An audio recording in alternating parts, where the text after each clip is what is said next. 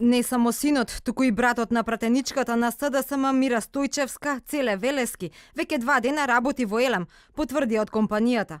Ангажиран е преку Агенција за привремени вработувања во РЕК Битола. Стојчевска, позната на јавноста по земените 12.000 евра за патни трошоци за 6 месеци лани, негираше дека како пратеник влијаела за нечие работно место.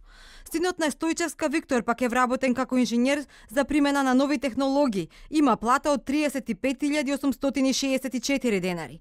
И ќерката на спикерот Талат Џафери, Бесијана, е во Елем, изема 35.863 денари плата. Таа е референт за меѓународни тендерски постапки. А сестрата пак на министерот за култура, Хидајете Алили, работи како референт во правната служба во ХЕЗ Мавро во Гостивар и добива 33.643 денари плата.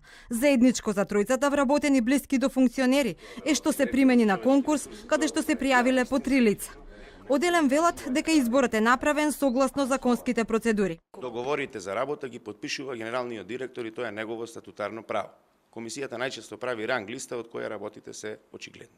Елем вработува врз основа на квалификации. Вниманието кое што поготово за претходниве примери што ги спомнав, за Бесијана Џафери и за Мирослав Грчев, се работи за изварено квалитетен кадар, кој што сме среќни што работи во оваа компанија, независно од тоа од каде потекнува. Во сите случаи не можете да кажете со сигурност за кого, за кое лице се работи, а каква што е државата, многу лица имаат некакви родбински врски со некого.